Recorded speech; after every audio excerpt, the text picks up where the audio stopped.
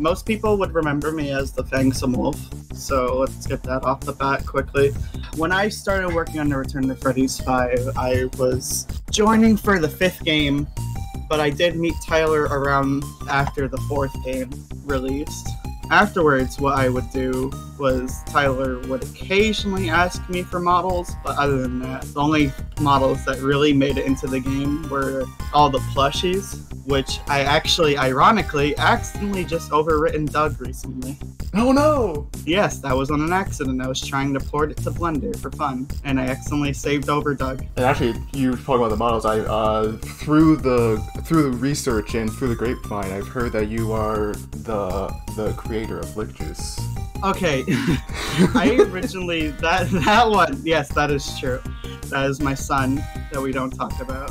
When I made Lick Juice, it was originally supposed to be a remodel I was doing for fun of the 5th game's model, and I just rotated it on accident while in the middle of doing something, and I just couldn't stop laughing. Tyler couldn't stop laughing, and then, you know, Lick Juice was born right there.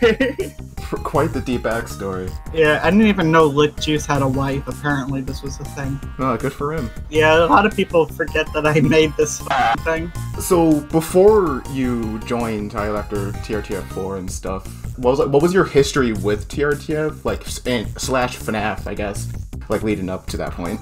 So, FNAF was very new at the time. Just like the Return to Freddy's, TRTF is just like the baby, I guess I could say. Not really much anymore, but at the time it was like considered to be the, like, a continuation from what Scott did, even though it was different in its own very right. Let's see, when I started to talk to Tyler, it was, I don't know if you remember this, but in the 4th game's files, you actually might need to censor the word out for this, there was a suicide note in the game. Oh, I remember that! That was after the 6th night, wasn't it? It was in actually every frame of the game. That message was hidden in every frame. Are you genuinely serious? Yes, I'm not joking. I could actually load up the MFA while we're talking. So here's that thing I was telling you about. This is hidden in almost every frame of the game. Actually, I'll show you on share on Discord. I'm sorry, Tyler, but this is too funny. It's like hidden in every frame. Just all frames. He copy and pasted it, didn't even like shuffle the positions and just moved it to this other side. I'm pretty sure it's in the ending too. Yeah, right there. It's in the ending frame too. Tyler originally wanted to like fake his death, if I remember correctly, just to get away from the community. Mostly because of Freddy, if I remember correctly, because a lot of people there were like death threatening him. Yeah, Freddy doesn't like him in TRTF. Yeah, I'm pretty sure that was mostly because of like the candy stuff, and I want to say there was more to it, but probably was the other stolen assets from the first game as well. Yeah, there was a lot of stolen assets. It was not even funny. I think I was actually one of the few people that got mad at him originally, but I don't remember if that's true or not, because like it's been like that 2014 that happened, like December 2014.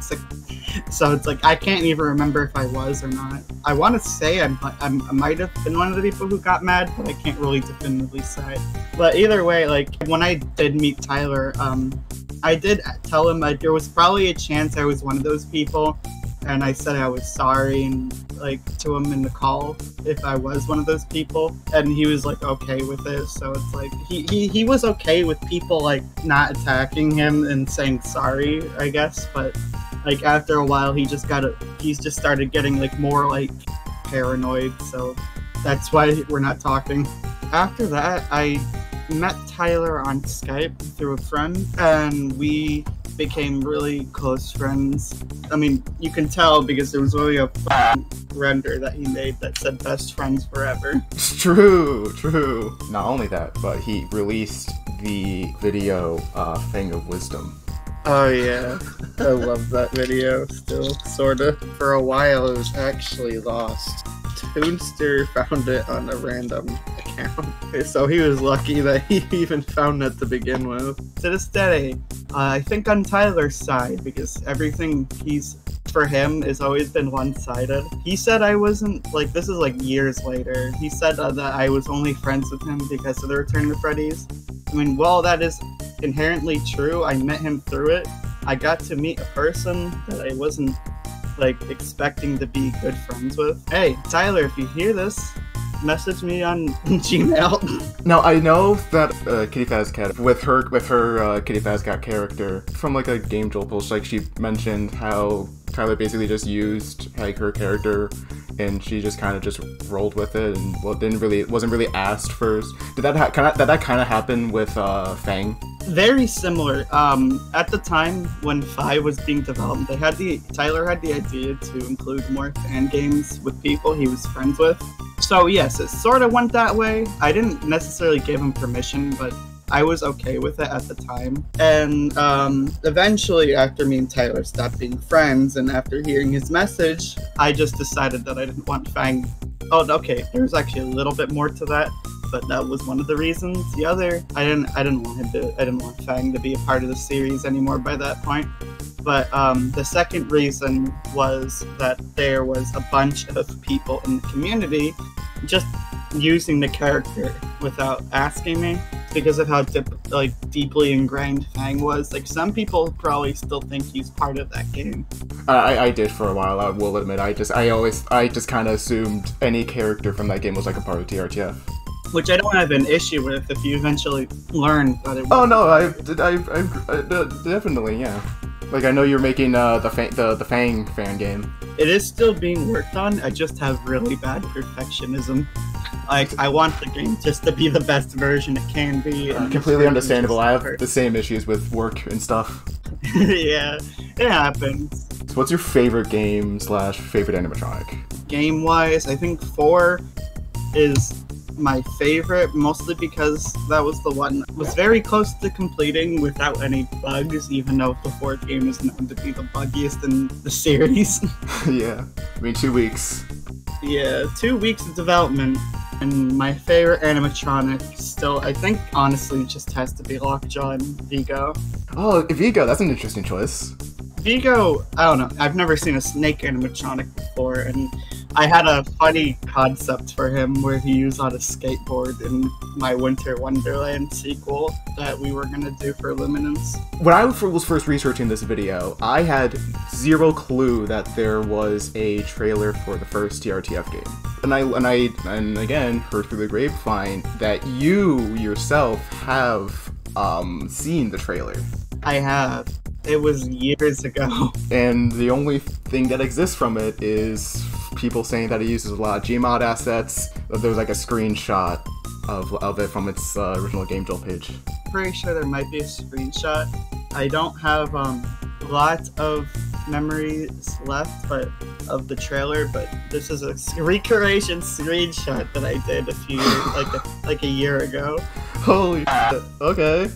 This is a recreation. This is big. This is big development. Yes, it literally used that one, like, Splinks Bonnie reskin model, and it just... Dude, when I found out that there was a trailer in its Lost Media, I was so upset. Now, with trailers, there was one for TRTF that's Lost Media, sadly. Then there's, like, there's trailers for TRTF 2 and 3. Was there a planned trailer for TRTF 4? I don't think so. I think Tyler... I wasn't involved with the game for that one. I met him after it released, but from what I know from Tyler, there was never a trailer, mostly because of how how early it leaked. Okay, that's fair. I'm guarantee if the game did release when it was supposed to release, there probably would have been a trailer. And it probably would have just been the FNAF 4 trailer, but just different. Yeah. Oh, Tyler was bad with deleting stuff. He is the reason why I'm a file archivist. I have a lot of builds of many different fan games. Some games that didn't even get released. Now, not to be too picky, but do you have any TRTF builds that no one knows about? I had the update for 2, which was supposed to have the major update for 2, if you remember that. Do you know anything about those?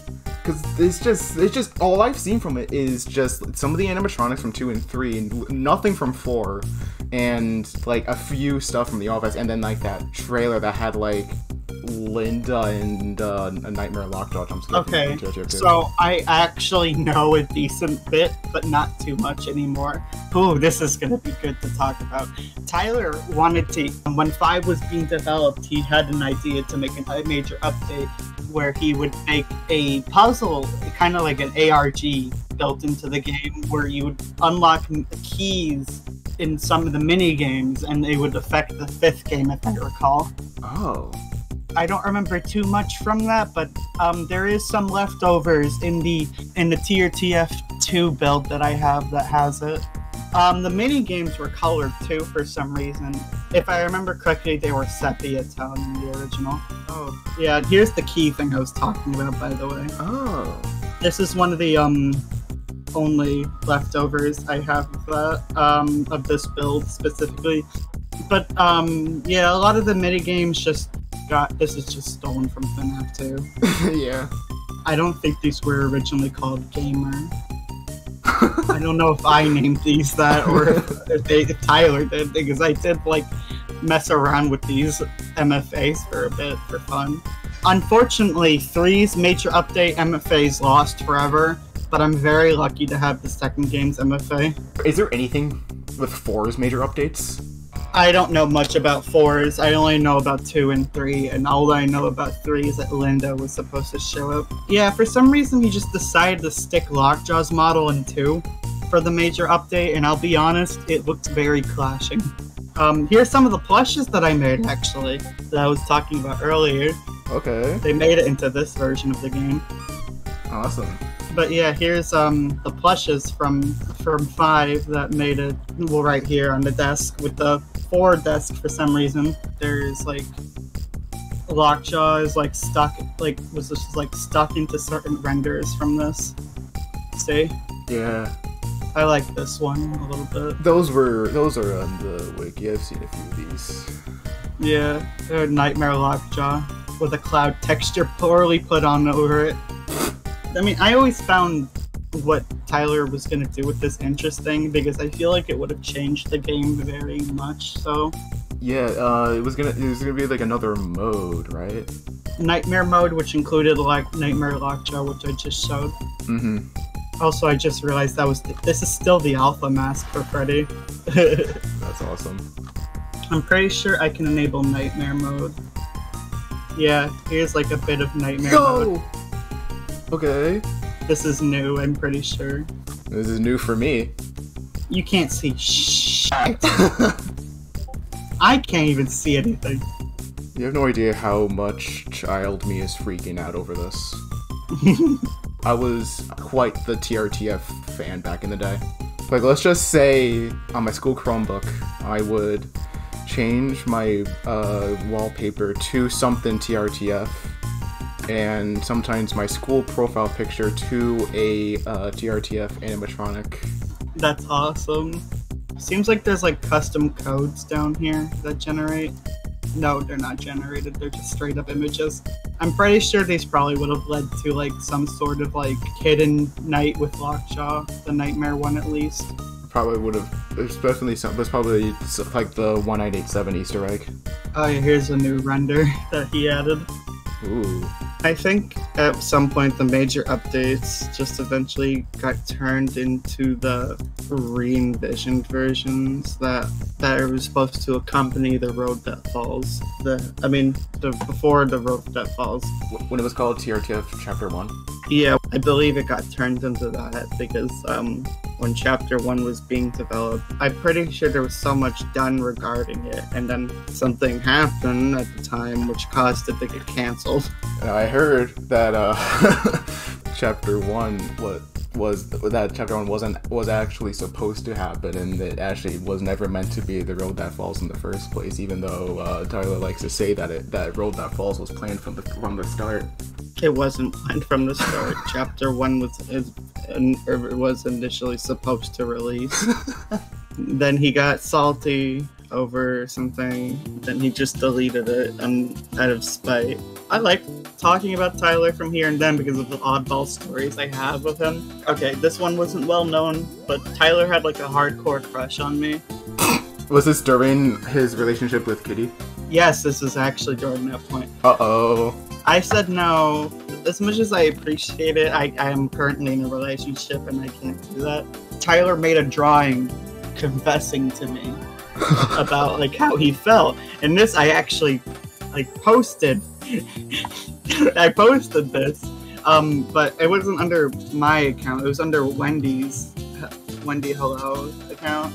But she posted the doodle. I said it was okay, and then I kind of just like explained like what happened above that, and then just so many people in the Return to Freddy's community just started sympathizing with Tyler.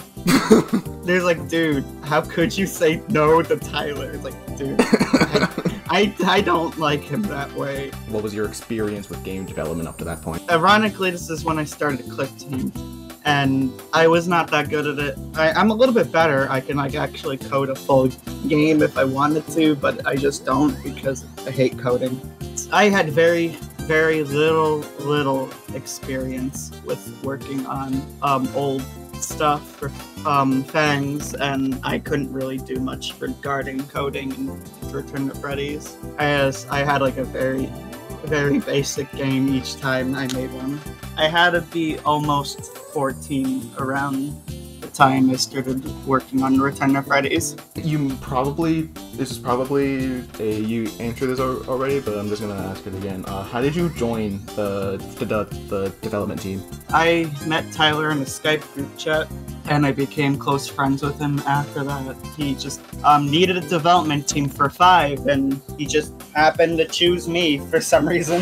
Like, just TRTF's early development, Tyler had a quote-unquote game studio or dev team called ZANY Games. Were you a part of that at all? For a very short amount of time, because that got dismissed into the TRTF 5 fan game developer group. I just started working on the plushes afterwards, like I mentioned before, and little fun fact, there's early versions of Fang before his golden look that got very popular. There was a silver version of Fang, so if you ever see a gray wolf with a blue bow tie, you're seeing a once-in-a-lifetime opportunity of what Fang used to be. How would you describe the development process for TRTF5? And I guess for like Volume 2, it's just a whole. I wasn't around for Volume 2. But I mean like Volume 2, I mean like Frankfurt and Radsla and stuff. I didn't get to see much about that, actually. Tyler and I weren't talking as much around time Radsla and Frankfurt. I was a bit surprised to see Fang in that game, though. Yeah, I was gonna I was kind of a bit of a shocker because Fang was supposed to be in Frankfurt's. Yeah, this was around the time. That was around the time where he was gonna ask me out. I was just asked to work on something, and I worked on that model, and then I wasn't really asked much other than like giving ideas for gameplay and all that stuff. So you don't really know like the how the process was essentially. No, Tyler was very secretive when it came to working on the game. It's like I heard from the other creators that commented on the video. There was one that said like little to no experience. They were just watching Tyler on Unreal Engine and stuff. That is true, and honestly, Tyler didn't even know the engine well enough himself. You know, if the Return to Freddy's did ever release, 5, it probably would have done best as an Unreal game. I don't know, the fact that it didn't release today kind of bums me out still, to a degree. What's a piece of like trivia from the development that no one knows? I accidentally came up with Buster's name. So people know about the EA commission that Tyler did to get the models.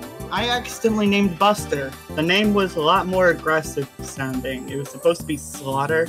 And what happened was I was in a late night call with Tyler. I want to say it was 3 in the morning.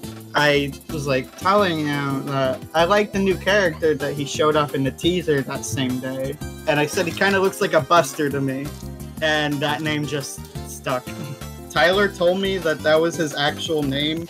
And I want to think he probably just misheard me for Slaughter somehow. Either that, he was just like, hey, this is close enough and it's a bit more kid-friendly, so it works out. Femjaw was an inside joke between me and Tyler. That character shouldn't exist, but it does. Hey, look, there's me.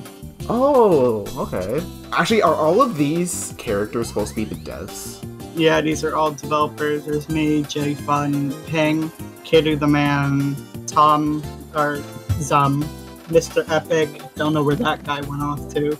My friend Hayden, which I haven't talked to in years, and Hannah. Wow, that ages spoiled milk.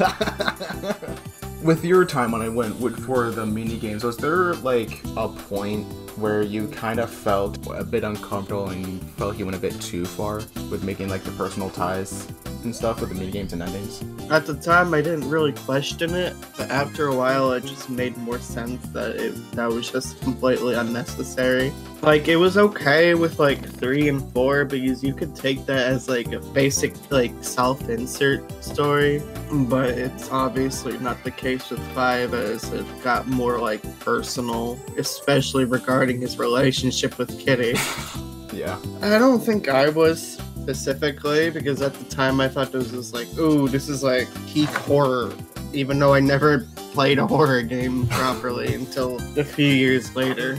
I mean, I'm a big sucker for Resident Evil now, so I know what actual horror is like now.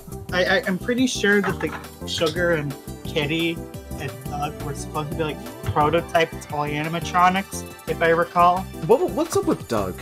He never appeared ever again. Was he gonna appear in the 5th game? According to Tyler, what he told me, yeah, but I don't think he ever got a model. I don't know why. Doug was one of my favorites because he reminded me of Sparky. Was there other names for Gron before he got the name? No, he's always been Gron. The only thing that I can recall though is that a lot of people really loved confusing him for Vigo for some reason. You don't know how many times I would see Gron on a YouTube thumbnail and saying Vigo attacked me or some variant of that. So for TRTF 5, he had like that adventure mode. Was there anything that was? Is there any builds of it that exist? I remember seeing builds of Fang running around with a hat, but that's all I can remember. Oh, I'm sorry, that's just like the weirdest like side thing. This just felt like a different game.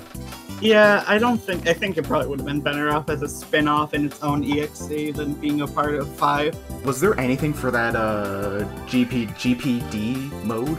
I don't think so. I don't think I ever saw Tyler work on that. That's awesome. Yeah, I'm pretty sure that's gonna be forever stuck as a title screen, and if there was anything left over, knowing Tyler, he wiped it off his computer. You hate to have the TRTF remastered treatment. I'm actually really sad that this didn't get turned into a game on its own. It was meant to be a just a traditional game, right? Yeah, it was supposed to be more traditional FNAF style. I want to say the only thing I can recall was it being set in Fredbear's or Goldie Paradiner, but that's all I could really remember. Around remaster, he had ZANY mode. What was that supposed to be? I don't know, actually. I never got around to asking about that. I had a follow-up of like if it ever evolved into GBD. If I wanted to guess, it probably would have included the characters that each person has made, respectively, as a person to go against, but I wouldn't be too sure. It's kind of my guess at the very least. He also had co-op mode / TRTF online. I know that was worked on by another guy. I do remember some details about that, actually. I don't think there was ever supposed to be like regular gameplay mode, kind of like Rat Race. That was never planned. It was always supposed to be purely kind of like mini games, kind of like Mario Party in a way. It was just like the little fun mini games to do with your friends as a side quest in that 8-bit little world. Kind of like how FNAF World originally looked before it got its visual upgrade. Before the second update? Yeah, it was kind of like that, but like Mario Party visually, I guess. It's very like hazy now. I don't even know if there's any like builds of that still, like old ones that still work. And on the wiki, I think one of the devs actually was able to re-upload a build on there. Oh, that's good. At least there's some form of it out there. Probably like a stupid question, but was there like a reason, like character like Bonnie, I think Spring Bonnie and Sugar, like they were referred to as they were like females, even though they. I don't want to call. I don't want this to sound like a trying not to be rude with the question, like, oh, why are they female or something like that. No, that's a good question. I honestly don't know myself personally. I remember I did ask Tyler about it one time, and he did give an answer, but I just don't. I think he just said he felt like it. You know what? And fair enough. Good for their transitions. Yeah, I do think Bonnie fits more as a female name anyway for a rabbit character. That's just me. I'm not gonna like bother Scott. Though it would be funny if there was like a gender bent version of Bonnie that was like, instead of being called Bonnie, like, which is like a feminine name, to like Ronnie, which is more of a masculine name. No, that would be sick. Pretty sure I saw a comic book do that. When did Dreadful Truth release? Because I wanted to ask something around that. I wasn't around for that either. Like, I don't know. Like, me and Tyler had like a rocky history after I declined his love for me. I think that whole little thing seems to be why you guys aren't talking. Yeah, he eventually just stopped showing me. I didn't get to see too much afterwards. He kind of just stopped sharing.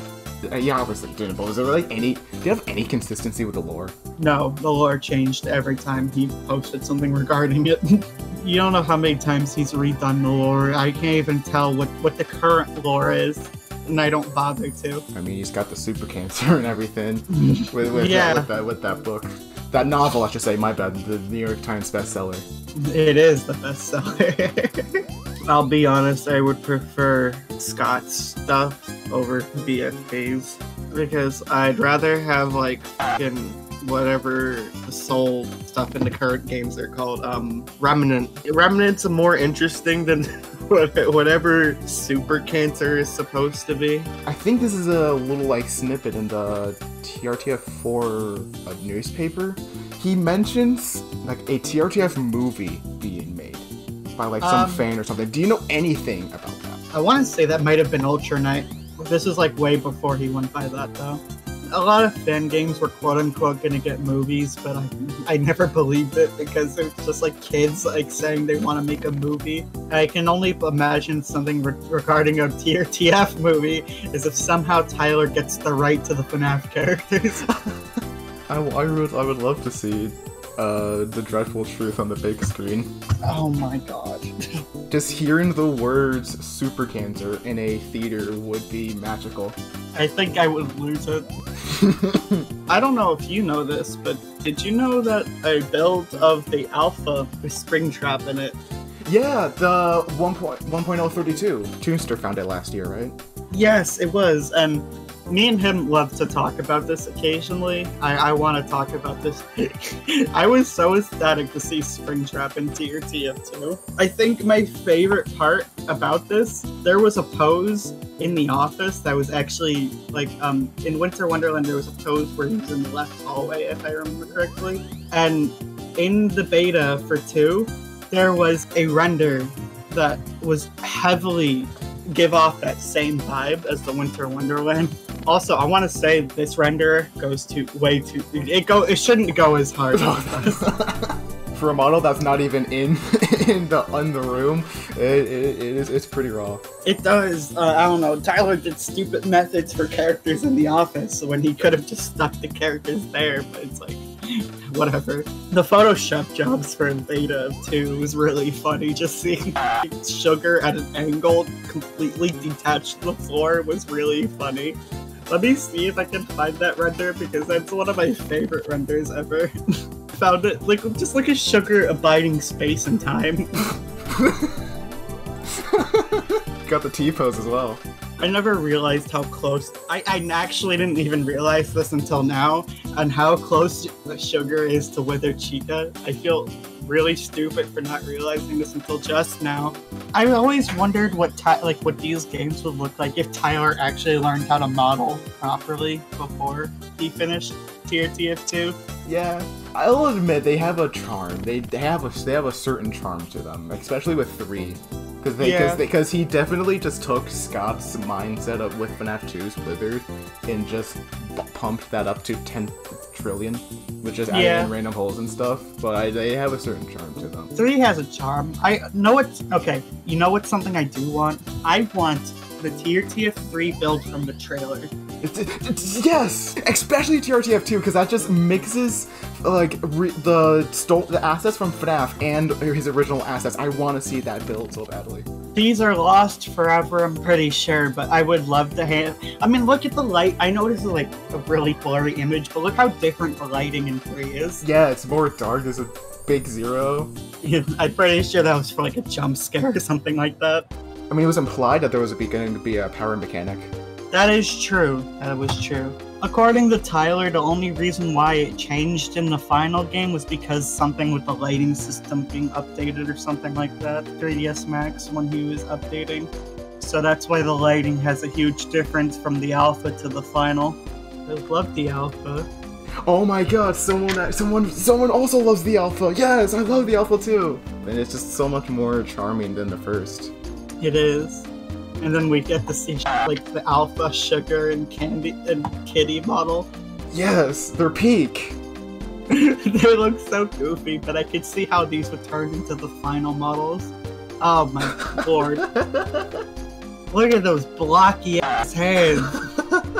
There's no legs either, it's just floating. You can see that Tyler used the same model right here for the final one.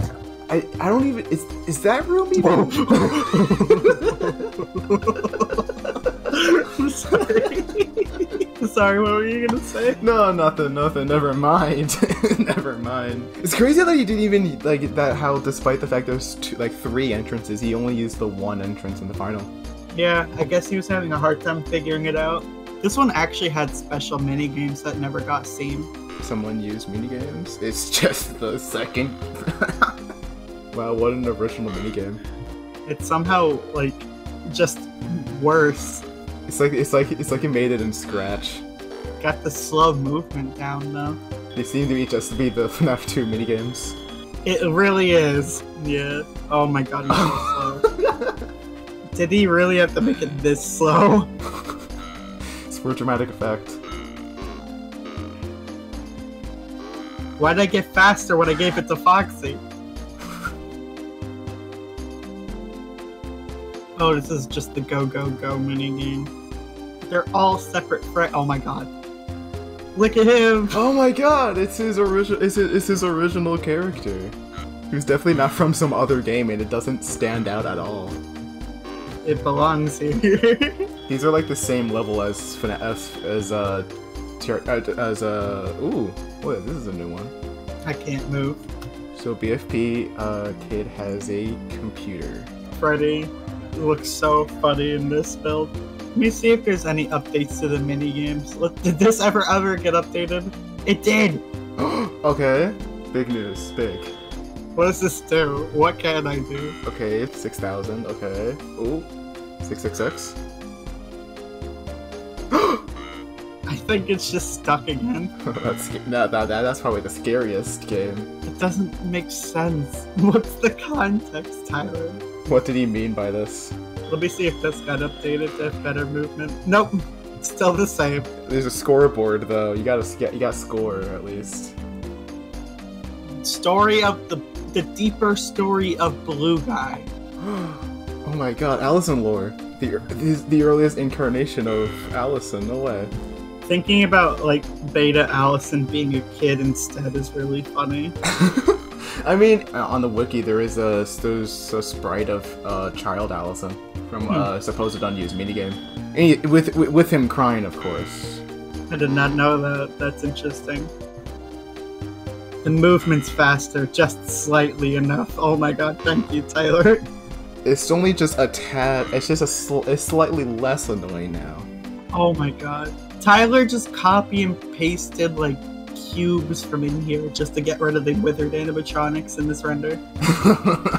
I could see Freddy's outline right here. When each version of 5 was changing, when it initially started as remastered and then rebooted, and then when it became a 5th entry, changing from being on Click Team, switching to Unreal, switching back to Click Team, with each iteration, like what was that like? It was more annoying, I remember, because like we wanted Tyler to stick to a consistent engine. Then after that, again, like he didn't even tell us he was gonna do that in the first place. So basically, he would say like, okay, we're gonna go on Click Team, and you're like, okay, cool. But then like probably like a month later, he's like, just kidding, we're actually gonna go on Unreal Engine, and then you guys were like, oh, okay. And then they're like, oh, just kidding, we're actually gonna go back to Click Team. Like, oh, okay. Yeah, we didn't even get told. So this just happened without us like even being consulted first. And as a follow-up, did you or like any of the devs try to convince Tyler to stick to a iteration of 5 or like a version of 5? No, I was not. I was just, at the time I was too blinded by thinking that Tyler was like a really good game developer to believe that he would be able to actually do it. But did like anyone else like try to? I'm pretty sure there was someone who tried to. I can only imagine, like, especially when he went from Unreal back to Click Team. I'm pretty sure there was a decent amount of people who tried telling him. At the time, I just was like, oh, I don't know how this works, so I'm just going along with what Tyler does. Now, did you also have a moment where, or maybe like even after you left the team, would you have like a moment where you thought, oh, 5's never gonna be finished? After the like it kept on promising about releasing it after like around Christmas, that's when I started believing that the game wasn't gonna get finished. Each time like he is like had a set date, he's never stuck to that promise. So that's where I started not believing him, and then chapter 1 happened, and that's when I was like, oh yeah, that's definitely not gonna get done now. How would you describe Tyler? Now this could be like personally or just as a game developer. As a game developer, he didn't have a lot of experience going in. Majority of his games were like a hot bug mess, which, you know, gave it its charm. 100%, yeah. Like, I don't think the games would be the same if they were just purely bugless. I mean, also, who could just forget Lockjaw? Lockjaw was just such like a pinnacle character at the time. Pretty much the face of TRTF. Yeah, kind of like how Springtrap became the face of FNAF. As a person, though, Tyler lied a lot.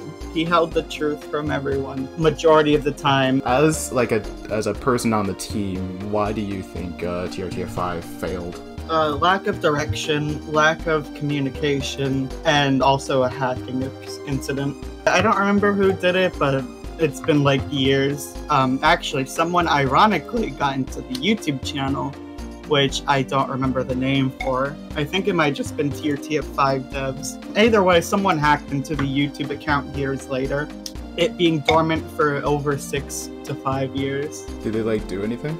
They made a post, but that's it. That's all I can remember. I want to say I left sometime after the hacking incident. Oh, were you one of the 3 devs that left? I believe I was one of them. Oh. Because I was just like completely demotivated after that. And if I wasn't one of the first 3, I definitely left after them. So basically, before the unfinished demo released. Around that, because Tyler kind of just like disbanded it on without really saying much.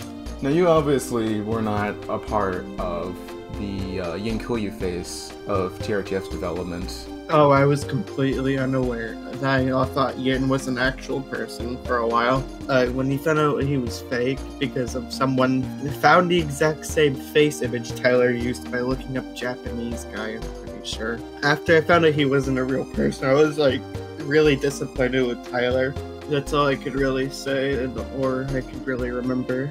Kind of also, it was weird. It was weird too how he tried to incorporate him into the story in a way, because one of the there was a prologue minigame where he was involved, and then he was on like adventure mode at one point. Yeah, I don't know why Tyler tried to include them. After you left, or well, Tyler kicked you out and stuff. Did you Did you learn anything from your time, quote unquote, developing TRTF 5? Don't go overly ambitious. Even if it seems like a good idea to impress somebody, aka a whole community, it's not worth it unless if you actually have the time and patience to do so. So how did it feel coming back to TRTF with Winter Wonderland and joining Luminance and stuff? So when I joined, I was asked by Noma, which is one of the developers for the game. I was asked to model, then I kind of just made the whole cast within a few weeks. There was just like a lot of like funny stuff that happened early on, though I can't really remember. I am still in the group chat. I actually got added back to that recently. Okay, how do I Okay, there is a 1 in 1 trillion chance in Winter Wonderland's mini-games where you'll turn into Among Us.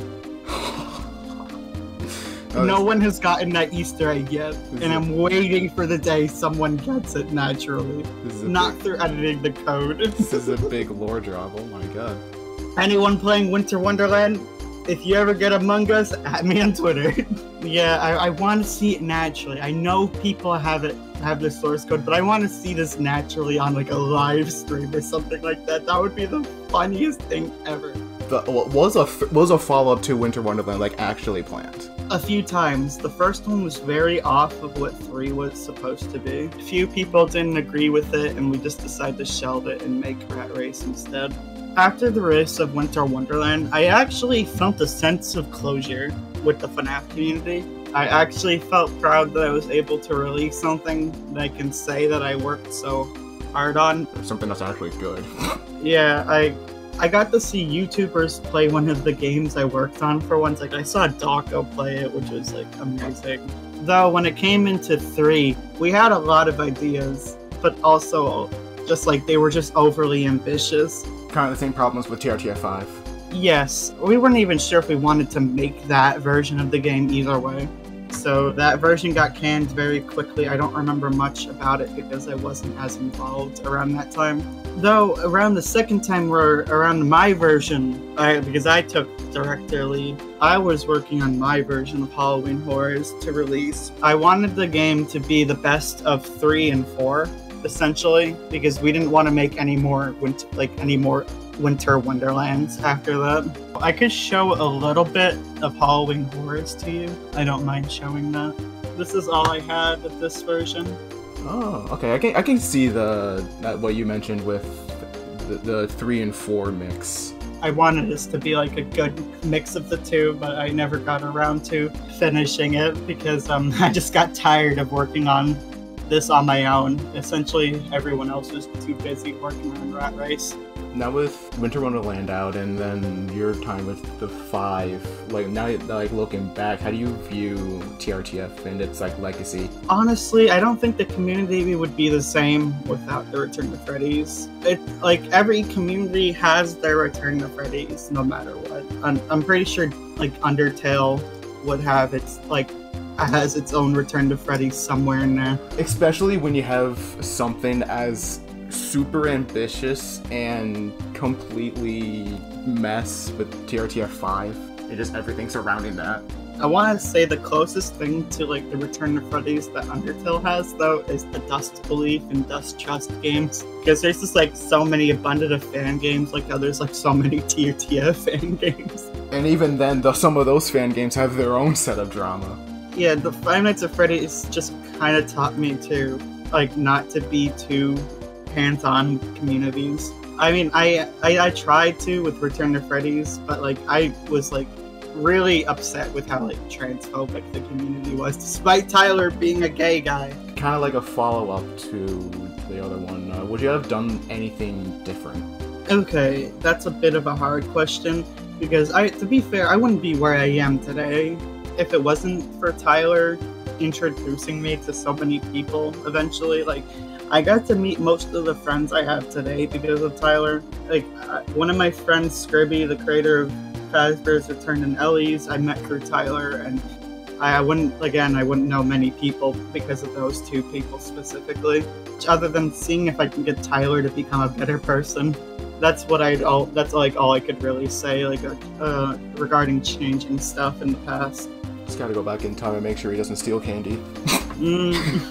Yeah, but The Return to Freddy's, I wouldn't say it's the best series in the world. It definitely influenced me a lot with how I like how to avoid specific things with my own games. If you want the best thing to learn from the Return to Freddy's, is just to avoid over ambition and try to take your time with your project, even if it takes years.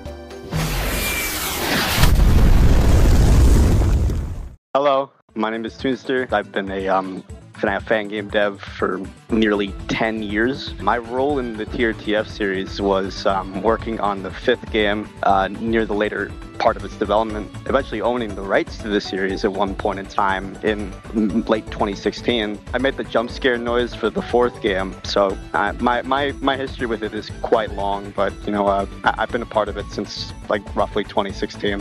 What was your experience like with game development up to like joining the team? Before 2016, I was working on this fan game series that I made back then called One Endless Night in MLGs, which was this this joke game series I made back when you know, montage parodies and all that were very big. At that time, I was just kind of going into a bit of a transitional period because I kind of realized in a lot of ways the series itself, as the later installments kind of went on, I began taking it a bit more seriously than I really should have. So I was like, you know, with that knowledge, I was like, you know, why don't I just go ahead and work on something different and, you know, work on an actual like serious project. So I came up with the idea of this series I made called Six Horrors, which I've worked on and off, you know, over the years.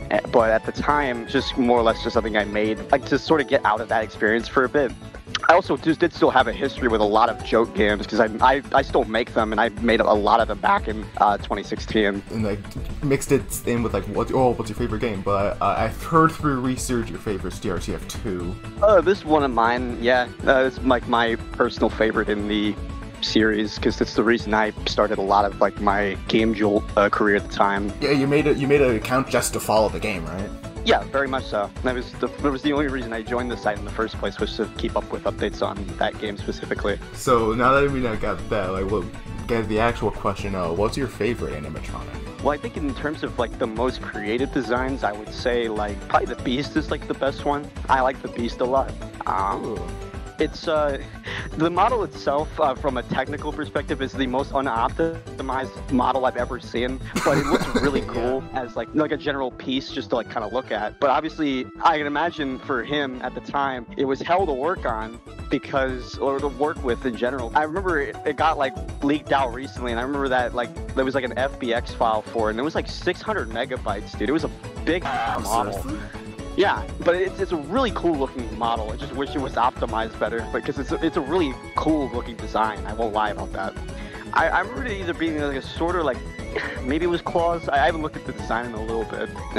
I'm sure that there's somebody that will probably be like, oh, it was this thing. It's like, I don't remember it. Oh, it's actually a katana. It's actually this thing. It's like, I haven't looked at it in a while, man. I'm sorry. I asked Marissa the same question, since I've heard through research that you and her have bear witnessed to the TRTF1 trailer. The thing is unfortunately I don't recall ever seeing it. It's something that I may have seen, but I really only know any information about it from stuff from the grapevine. The most that I had at one point was that there was a exploit on Game Jolt a couple of years back where deleted game pages were made abruptly unlisted for whatever reason, and at one point in time I had the link to the trailer, which was obviously long gone.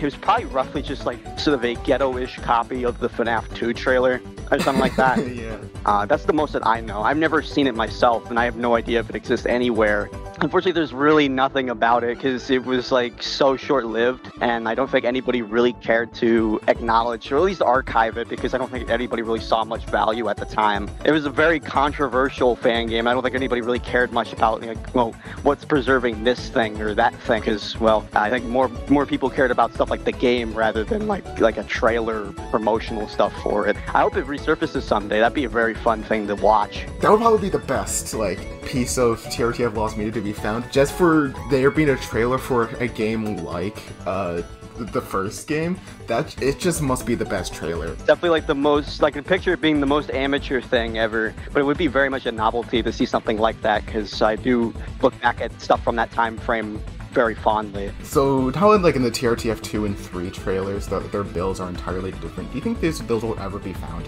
I don't think so. There was a hypothesis that the one from the TRTF 2 trailer did have an official release as a build, and I'm just gonna say now, I do not think that's the case. The first time the game got a demo release was on the 14th, I think, or the 13th or 14th. That was just the demo version of the game, like that era's visuals. So whatever was done in that trailer build never probably really saw the light of day properly, because that game was probably being reworked visually so many times. Like once he finally learned how to actually model. Same with 3. I think it was probably just literally just him playing the game in Click Team, and that was it. I really wish that at least the second one, especially because it's a mix of original stuff and then reused stuff from FNAF 1 and 2, and it just you could only imagine what that would look like. You have a glimpse of that for the alpha build. You could only imagine what a TRTF 2 build would look like when he's using his assets and then other assets. It would just look so funny. The one in the trailer is very interesting because I think that was just when he was finally beginning to really get the hang of modeling. So I'm assuming at that point he was gonna really go head first into making stuff properly 3D modeled. Because I think Bonnie had a model at that time, because there was the jump scare at the end. So I'm assuming that there was models at least made of the cast at that time. I think it'd be interesting if the build of it did exist, but as far as I'm aware, the ones for TRTF2 that are publicly documented are the only ones I know that truly exist. Anything else is probably just them theorizing, and I don't have any confirmation. As far as I know, all the builds of 2 are found. All the no ones that are actually out there are out there. How did you join the team for TRTF?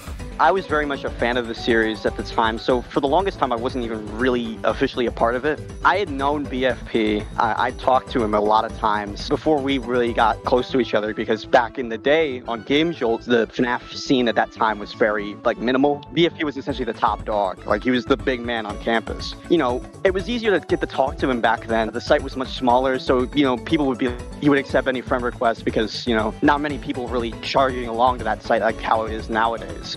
That was my first general interaction with him. I was just asking questions about stuff like, what's this going to be in TRTF 2? When's it coming out? I at one point asked him about something for the alpha builds. My first official involvement with it, I guess, would be it was May 2015.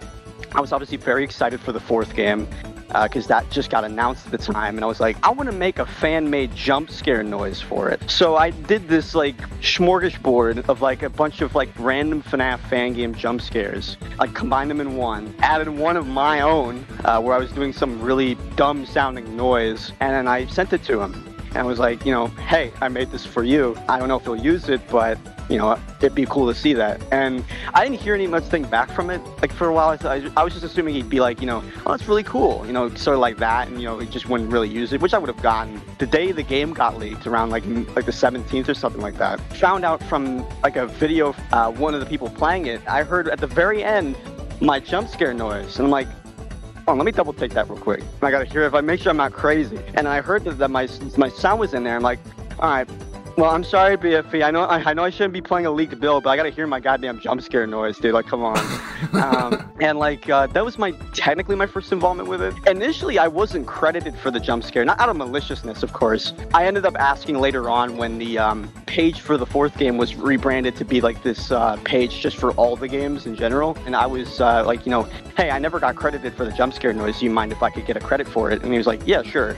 Fast forward a couple months, I got to know him a bit on his Skype account for a bit. I remember at one point he sent me this build for a beta for his game. I think after a certain period of time, he was kind of having the phase where he was getting a bit too big. He was removing everybody off his Skype or whatever, being like, I'm gonna keep this to close friends only. And for a bit we lost contact. Fast forward a couple months later, around the time of 5's initial release in December, he was planning on doing this Skype fan meetup where he would talk to a bunch of his fans and whatnot, about his work and everything. At one point, I got to talk to him for a bit. It was hard to, because the call was packed. There was at least 30, 40 people in there. A couple months went by. We still didn't really contact each other, but I was obviously still in contact with people that knew him. A friend of mine at the time, Corporation Cord, who had worked on 5 during the Unreal era, I asked him, could I get into contact with him for a period of time? Like, he eventually, like, got him to, like, go on his old public Skype, I should say. And then I got to talk to him for, like, maybe about an hour or two, and he showcased me, like, all the stuff for that iteration of 5 at the time. And, like, showed me for, like, the major updates, which the only one that survived out of any of them that were preserved in any fashion was the second game. I got to see stuff for the other ones as well. I know that the first one was barely worked on at the time, and I imagine it was still barely worked on by the time all that was canceled. Because for one, it would just had to be completely remade from the ground up, because the way it was made in ClickTeam was atrocious. Yeah, wasn't it made on like a really early version of ClickTeam? It was made in the Games Factory 2, which is essentially the light version of Multimedia That's Fusion, what it was. Which was the predecessor for ClickTeam Fusion. Apparently, according to Marissa, the games were supposed to tie back into the 5th game in a way. She showed me a minigame from TRTF 2, and it has a key, and the key was like gonna do something with TRTF 5. Yeah, no, all the games were supposed to have these like keys hidden throughout the games that you would have to unlock to essentially get what's assumed to be the grand ending, which was you fighting against in this like FNAF world-esque battle, fighting against it was some demon poniator guy, and also along with Ian Koyu as well. So it was like this grandiose battle. Evil BFP. Yeah, like this is grandiose battle, which would end up essentially ending in the games just being deleted from your computer. That was like the whole point of it. It was something, that's for sure. That's ambitious. Oh, it very much was. I remember coming up with an idea for him, being like, okay, maybe we should have a toggle so that's like, you know, if people don't want to get rid of the games, you could have something there so that they don't have to. Just in case, man. There's some people that may not like the whole deleting idea. But it will ruin the narrative. And I remember, I think he was going to go with it, but obviously nothing can happen with that battle later on, so I have no idea. Kind of going into the major updates, it just looks like that he was just gonna. It was like just like TRTF 2, like the base, but just with new stuff. Were all the games just gonna be that? A clash of like styles. I would say so, because 3 was supposed to have a new character added to it entirely, which was named Linda. Yeah, she was actually, she was in the second trailer for TRTF 5, because the first one was just for TRTF Remastered. She was supposed to be a part of it, and the character was very much inspired by the canceled and delisted horror game PT.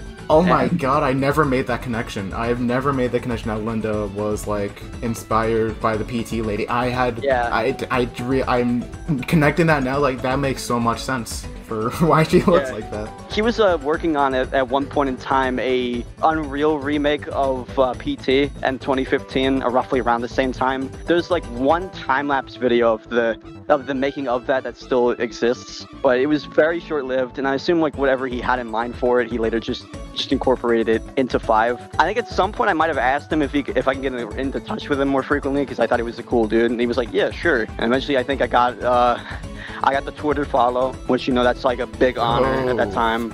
And eventually at some point I got his other Skype, and then that's how we began talking. And then eventually at that, I think a little bit after that was, you know, roughly when I started having a bit more of a hand and stuff with 5, you know, and we got to collaborate a bit more after that point. That's actually kind of interesting, because at least I thought that you joined around like the 4th game, just for like the jump scare sound or something. But I had no idea that it only took you around like till like near the end of the like Unreal era that you like actually like joined the team. That's kind of surprising to me. Yeah, no, I mean I knew the guy for a bit, but I never got to officially like properly be in his circle until around like the near like 2016, like early 2016, around the near end of essentially the final year of 5's development. And it's kind of interesting because a certain storyteller looks similar to you. Maybe just pure coincidence. I don't know. Nah. I'm sure it's coincidence. And you joined around the crazy era, because this is near the end. Oh yeah. I don't think actually. Did you say your position when you joined? I don't think you said. When Tyler was working on the game, I wasn't exactly a main guy for it. I would contribute very minor pieces to it, and I would give them feedback. Like your with your contributions with Winter Wonderland, essentially. Pretty much, yeah. I argued I had a bit of a bigger role on 5 than I did with Winter Wonderland, because Winter Wonderland was kind of during an awkward time in my life, and I would have done more for that, obviously. But you know, just a lot of things were hitting me at that time, and I just didn't really feel like working on it very much. But with 5, it's like I was given, I was given like a 1 build properly to test. Of course, the infamous runtime demo beta, which was the last one I was ever given. And I also got to test stuff like the teaser games and like stuff like Rodslaw and, you know, the later ones. I actually have a question. This is a question I just thought of right now. Go ahead. So, as we know, TRTF 5 that has like 6 teaser games. You got the first 3, and then you have teaser game 6, but it's actually the 4th teaser game. And then there's the final one, teaser game 7, which actually is teaser game 5. Was there gonna be a 4th and 5th teaser game? I don't think so. I have no idea why he decided to skip to 6. As far as I know, the first 3 sets of the teaser games were in the correct order, and eventually like 6, 7, and 8 were a part of just another order. I don't know why it was named the 6th one, because I don't think I ever heard of a 4th or 5th one ever being made. So I have no idea. Yeah, it's very weird the choices he did with that, because it's just like it's so out of place. Maybe he just felt like it. Yeah, I guess so.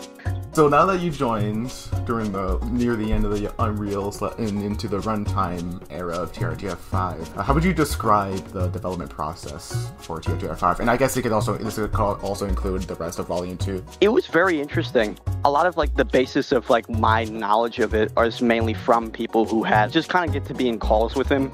And sometimes that was a bit infrequent because, you know, his personal life, you know, and all that. A lot of it was just like he would just show off something in a call, or he would show it off on Twitter, and then we would just kind of give our feedback from there. The thing was, Tyler is very much like someone that I think he does like to hear stuff from people, but he very much likes to work on his own, because that's a lot of like what like 5's development was. And I feel like in a later point, especially in the like the runtime demo era, that was kind of the death of it. A lot of it was like he was getting very much over encumbered with so much of like the development of it, because he kept essentially restarting the process.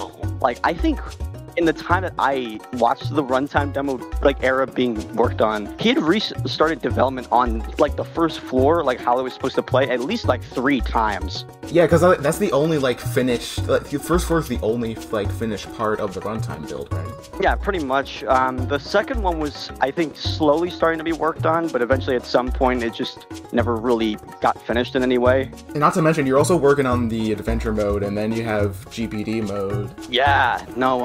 And you have like multiple endings with like multiple mini games. I feel like a lot of like what had happened with 5 in the later stages of it, growing overly ambitious, was really cool in like in concept. But now I look back at it in retrospect, and like, damn, he was really trying to take a lot of this like on his own, and I don't think he would have ever been able to manage to like finish this game on his own, because he was doing so much for it. Like he was doing like at least 3 different modes. Not only that, he was doing updates for the first 4 installments, and also working on 2 new games, which came later on.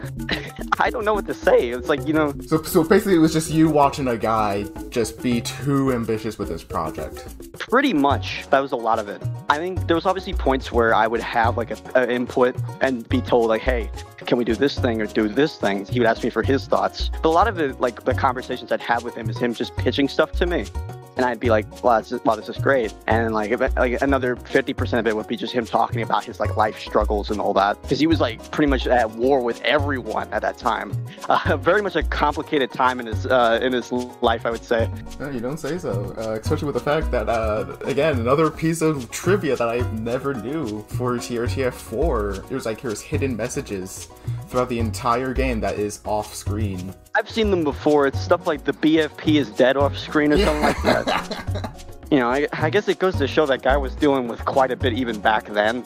If he was going to go to, like, great lengths to literally fake his death after his series was over, it's like, dude, why don't you just say bye? like it's not hard. What's wrong with you? Well, don't worry, he did say goodbye. He sent the series off to his best friend, Yin Koyu. Oh, yeah. I forgot about that. So you were still on the team when he sent it to his best friend, Yin Koyu, right? Yeah. What was it like during that? Well, that time, I think I didn't necessarily join right at that time. It was slightly later than that. Oh, after everyone found out that Yin was fake? like. Yeah, it's funny. I had to explain the lore of this to somebody the other day because I'm at the point where I feel like I'm like an old man explaining this because like people that actually forgot about the premise of what Yin Koyu was. Well, more or less just what Yin Koyu is as a character, because some people just forgot that it was supposed to be a posing thing, that BFP was really just like going under a fake alias just to get away from the crowd. And that was the whole idea. And eventually at some point he just became a character for the game. Like, there was like one guy that was like saying like, oh, the Yin Koyu must be some like early thing for Road. Dude, I guarantee he was not thinking about Road in 2016, dude. Like, come on.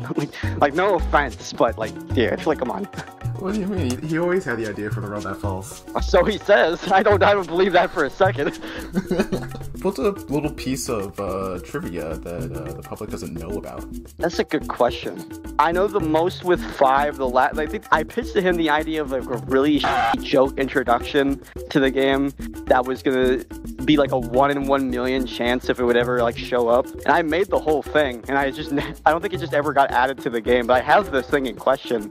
It was just like some really intro that I made in like 2 minutes. Just me like screaming over like Floral Shop from Macintosh Plus or whatever. And like that was the whole thing. It was just like a really intro that I thought was funny when I was like 12.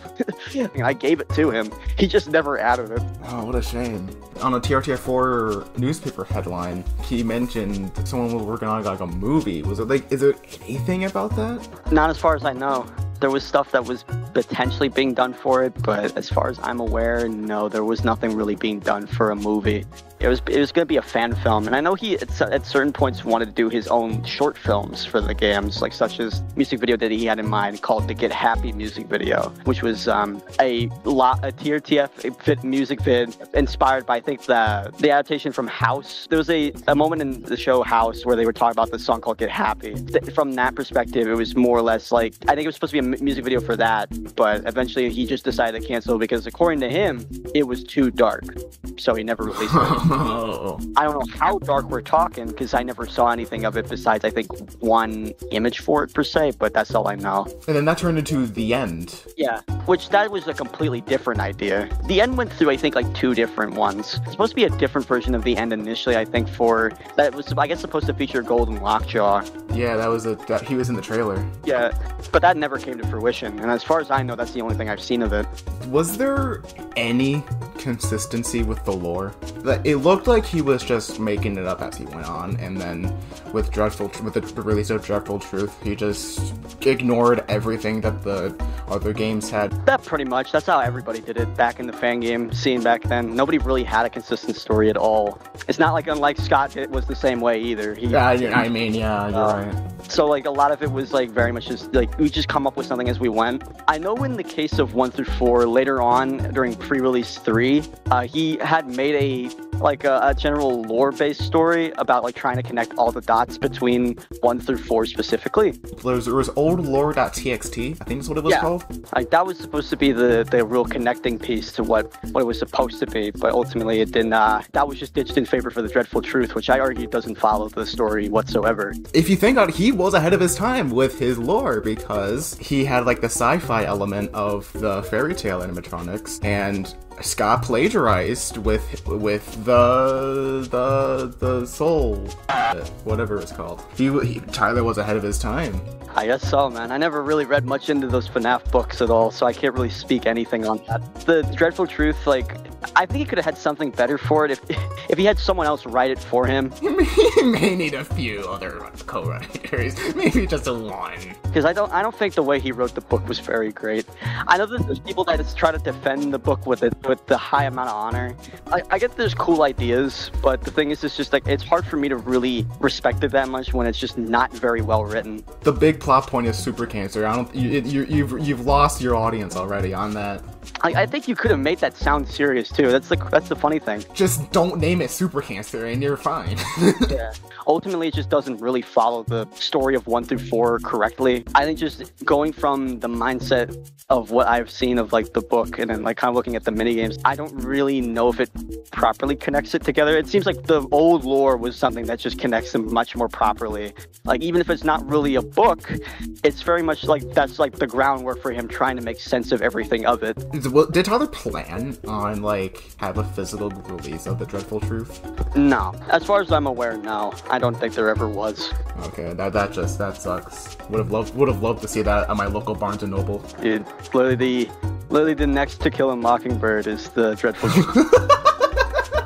You could only imagine how some kid would like think like, oh, it's awesome, a Five Nights at Freddy's book.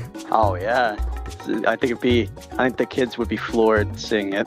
I kind of felt like also he saw the teasers for Silver Eyes and was like, oh, I want to make a book. Like, I think he was just kind of making it as sort of just wanting to make a way to tell the story, but I don't know how long he worked on it for, so I'm only assuming he may have at least worked on it a little bit beforehand, because, like, if it was put together very shortly after the 5 got canceled, I would be like, dude, how do you write this in that quick amount of time? I guess that would explain why it was written that way. Explains the spelling errors, at least. When you joined the Runtime Era, you definitely didn't have another stand-in for yourself with storytelling. No, that's not real. That was not a stand-in for you, not at all. Oh no. But you had Torture Toonie. Is that pretty much like the no, I wouldn't say like the one big thing you contributed with TRTF 5.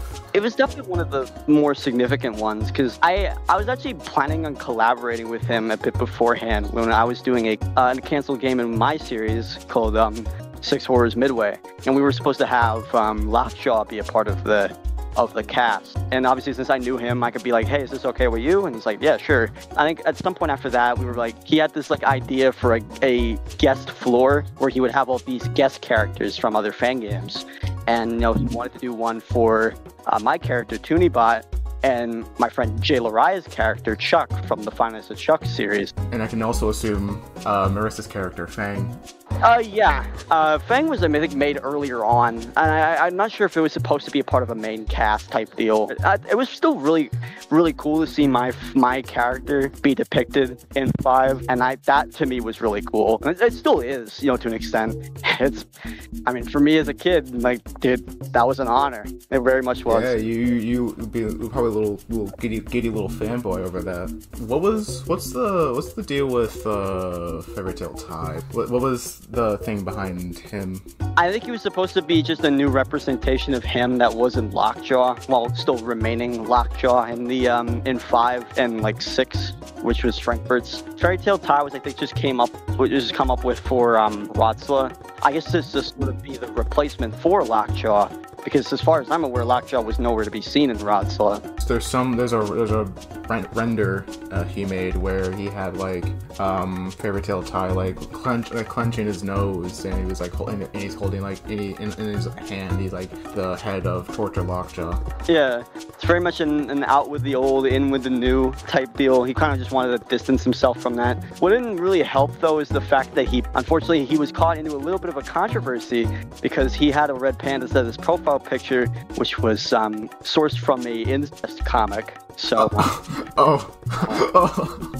so it didn't really help his case with that, because it seemed like he just really only liked red pandas because of that one comic. But I don't know what goes on in his head, so I'm not gonna make assumptions on that. Especially during that time. Yeah, no, I'm not gonna make any assumptions on that. He was working on Tycrez Mania. Was there anything about that? There was a design document which he had a lot of ambitious plans for it. Much like everything else he did at the time. Like all I know about the game is that he was supposed to be like some like adult version of Crash Bandicoot. Pretty much. I think he had like characters in it that were based off of people he knew. I was gonna be a character in it, as some sort of cat type character. Have a little white fedora and everything. I think so, yeah. And I know the main boss of the game was, as corny as it sounds, it was supposed to be based off of King Carter, the creator of considering he has a very, very long-winded history with King Carter. If it was from a Freddy crowd, none of the Freddy crowd really liked him at all. As far as I'm aware, he was not on good terms with King Carter, and not really on good terms with anybody from the Freddy scene. So if we go off that, at least, I think it's not implausible to think that, you know, Kane didn't probably really like him that much. Maybe he didn't like how he stole his friend's character without permission. Yeah, that probably kind of kickstarted it a bit. Mm-hmm. Yeah, that's what I'm assuming at least. So when the sinking ship known as TRTF5 was going down at the runtime era, then like Tyler had his therapist like, stop with the games, and he's like, okay, fine, and he gave you and Tanner feeling the rights for TRTF. Like, how did you feel at that time? It was very much a very heavy weight. Obviously, Trtf 5 is like arguably was one of the most hyped up fan games like ever. The trailer in 2015 got a comment from Scott himself, you know, expressing support. Yeah, he got a comment from Scott himself expressing support for the game. So it's obvious, like, to me that this was a very major undertaking. Well, obviously, I wanted to treat this with the amount of care and respect that I could, but it was very hard to at a certain point when I was first given the MFA for pretty much the final MFA of the version that he worked on. I looked at a lot of the assets for it and I saw, like, I think there was total of like maybe 15 new minigames, which I never saw before. A lot of them just kind of dealt into a territory where I wasn't really comfortable with this. It got too personal? I would say, like, it was just more or less just very dark. There was a set of minigames, I think 3 of them, for, during, and after Christmas in the timeline. Oh, the December 24th, 5th, and 28th, right?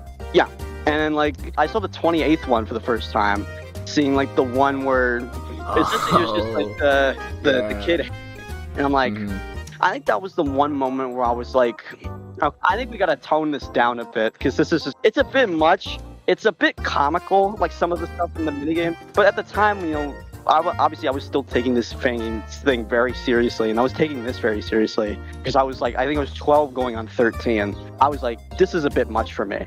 So I decided to gather up a ton of people that I knew. One of them being someone that's no longer in the fan game scene, at TSM. We were going to work on our own version of 5, and I think Tanner was brought into the mix of it, but apparently, like, I heard from somewhere recently that I don't know, I guess he's not very much aware of the involvement that I had with it. I mean, it's anybody's guess, because I forgot about that too. We had like a whole group set up for it, and we were going to essentially dial back the gameplay a bit. One of the peak versions of 5 for me was pre-release 3, which was this one that they made a little bit shortly before the Unreal era, which had this like pretty decent loop for like a floor-based gameplay system. And I'm like, this is the version I want to go with. That was, for me, the aesthetics of 5 were peaked at that time frame. So I wanted to go back to that version specifically. Problem is, we were given a ton of assets from Tyler himself directly, but that we didn't get everything. When it came to the maps, as far as I recall, we didn't get everything. I believe there's a couple of the floors, but not very many. I know with like stuff like Frankfurt's and Rodsla, we were given like the office like for Frankfurt's, but a decent amount of the textures were missing, like just completely. But obviously, at that point, I was kind of trying to listen to people such as like Freddy, for example, you know, that community, and obviously there was some aspects of that they didn't like. So I wanted. Yeah, they don't like TRTF that much. There were some that liked it. I wanted to try to listen to them, listen to essentially what was the people. Yeah, that was probably like the main source of like a lot of the hate for the series was from that community. So I wanted to listen to them and see what they didn't want. I think at the time the Dreadful Truth came out, and obviously a lot of the introduction to that revolved Rodsla, because they weren't very big on the stuff from Rodsla's point of view. I just decided not to do the game entirely. 5's like development was kind of rocky. We never really got that far, I would say. It was more or less just like ideas, I would say. People just kept getting added to it I never heard of. Like, I was like, dude, why are you adding these people? I don't know them. Pretty much like it just got kind of bigger for its like than it should be. Same problem as with when Tyler had it. Yeah, but I would say like at this point we were gonna try to like work more as a team effort. But the thing was, it just kind of collapsed on itself. And I think at some point I had a disagreement with someone working on it about what direction we should take the game into. You and Tanner kind of like split up and we're gonna make your own versions. Yeah, and at some point I think I was just gonna straight up just not do 5, and then I was gonna just make a remake of TRTF 1. That never happened. To be clear, that never happened. I think after a certain point in like mid-December of 2016, I just gave up the rights and just gave it back to him. You know, people were like, he doesn't want it. It's like, I'm not gonna give it to anybody else, man. I was gonna give it back to the guy who made it. That's all I really wanted to do. And like, eventually at some point it got passed to Bio Ninja, a buddy of mine I used to know, and his version was a thing, and then that didn't work out, and eventually it just went back to him anyway. That's the mess of that whole time frame.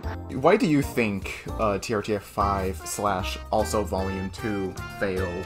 You could include your version and like Tyler's. Well, for Tyler's one, I would say like how personal he made 5 was the death of 5. If you look at the mini games, I would argue, and especially some of the endings as well, the game was very personal, very personal to him. I think with each game, starting with like 3, like the mini games were starting to get really personal.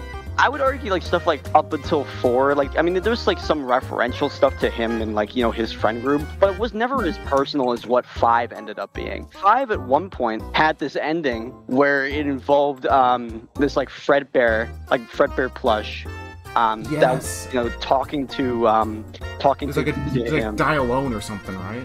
Yeah. It was like, is this Fredbear plush talking to him with Kitty in the background, saying like, you don't spend that much time with me anymore. And then he's like, trying to, say some shit like, you should spend more time with me, and then takes away Kitty while he's crying on the ground. Eventually, I kind of put the pieces together that he was talking about an old friend of his that worked with him, I think even before TRTF, because they split up from each other roughly around the same time. Believe was someone that was like that he knew since 2014 who had worked with him up until around the time of 4. I'm assuming that he was complaining that Tyler wasn't spending that much time with him anymore and was spending more time with Kitty than him, because they were like best friends and all that. And I'm assuming the ending in question was made after him, because they very abruptly cut off each other. And I remember hearing the aftermath of it was not very pretty. The point is that 5 was a very personal game, and a lot of it revolved around the fear of his friends leaving him, or the fear of his girlfriend leaving him. He also didn't help that Hannah left during the development. Yeah, it didn't help either that in the middle part of 5's development, BFP then abruptly realized that he was gay. Not that there was anything wrong with that, it's just the fact that, they had broken up with each other because he realized he was gay. And as a consequence, a lot of the mini games revolving him and Kitty don't age well at all, because every bit of the mini games, at least like a 10th of them, revolve around the Kitty character, which I presume is just supposed to be just based off, the real person herself. When I go from that logic, it's like this is supposed to be her. Going by that logic, any mini game that was talking about how they were splitting up from, like someone was trying to take her away from him, that ages poorly. As far as I'm aware, until the runtime demo got canceled, all those minigames were just left in there untouched, besides like a soundscape change, which made them sound worse. It was the Swedish Rhapsody by the Konit Project, which was a number station recording, and I'm pretty much all the ambience for the minigames, because all of them had dynamic ambiences depending on the scene, which sounded way better, but he just decided to cut those out entirely in favor of just using the shitty number station loop.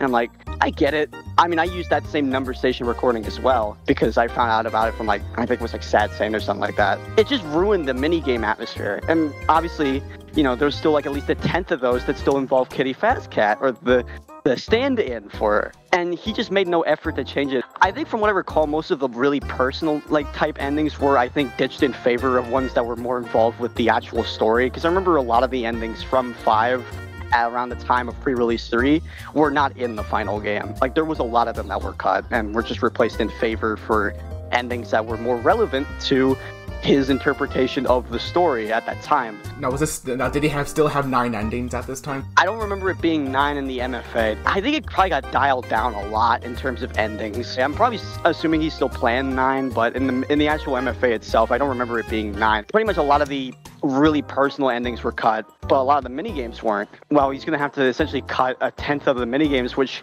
keep in mind, the minigames tell a very interesting story of its development, because there were minigames from the very beginning of its development. Like stuff like dating back to when it was still being called remastered. So pretty much he would have to go in and cut the majority of the minigames that have been in the game since day one. I don't know. It's just like, it seemed like with those, it's just like there was just too many elements of a life of his that he left into his work that just made it kind of impossible to salvage correctly. And it just seemed like he didn't really want to. And especially when you and Tanner got the rights, it was kind of hard to carry on a project with so much like personal stuff with the developer, and that you just are just confused. Well, it would be hard for me because I've never experienced something like how he did. Exactly. At the end of the day, I was a 12-year-old getting my foot in the door. I was still working on other fan games at that time, but this was like probably like the biggest undertaking I've ever had. A lot of the stuff that regarding him, I don't feel like I can necessarily include because I didn't feel this experience. You can't relate to it. No, I can't. At that time, I was a pretty happy-go-lucky guy, and he was like going through the ringer at that time. I couldn't relate to that because I was too f***ing chipper about anything going on. And I think also too was the fact that for him at least, he got scammed on eBay like once. He was gonna sell his gaming laptop to buy plane tickets to go see Kitty in the UK, but he got scammed. So he lost his main gaming PC, which he worked on 5 for. So he essentially had to use, I think, his brother's computer, which was a much lower-end laptop. And I think that was also another reason, because like with how unoptimized the shit he made for that game, it'd be downright impossible to work with. So working on a low-end PC, that's hard as shit. Make it worse. Yeah, no, it would have made things a hell of a lot worse. I think in the current state it was in, I don't think it would have been possible. The most finished version of the game that I saw was the unfinished demo release that was done around December of 2015. Because from what I was shown, that game was pretty much complete. I feel like if he released that one, then the game would be done. Because despite how bare bones it was, I saw, I think, pretty much every floor, and I knew it was near complete.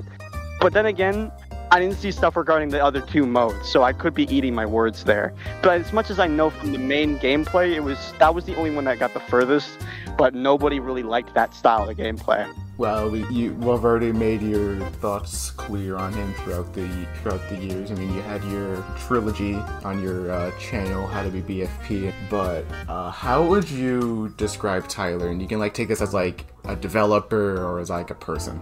I'll do both routes here because I think it's a very complex question. I think as a developer, he has decent qualities to him.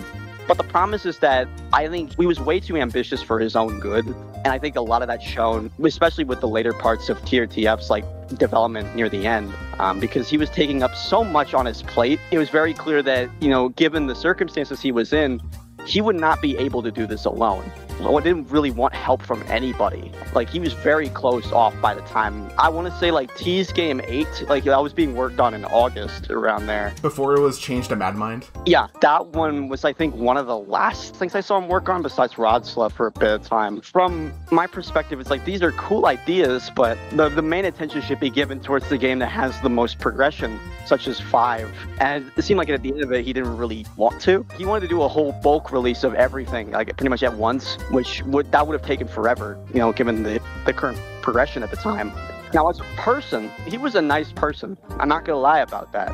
He had, like, admittedly a bit of a fierce side to him, and that's just because people were, antagonizing him. And that's fair. But it was like a him against the world type situation. Sure, to an extent, he kind of felt, a bit lonely with that. I get that completely. And was this, like, after he broke up with Kitty?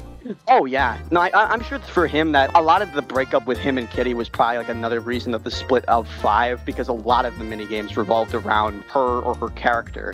And I'm sure a lot of, the him against the world type ideal that he was going on in his mind wasn't helping very much. But the thing I don't understand about, later on is some point he just became very, very progressively arrogant about what he was doing, especially later on. It was much more prevalent in 2018 with the road review and how people really did not like that it was a bait and switch. Yeah, it was initially teased as Trtf Chapter 1, right? Yeah.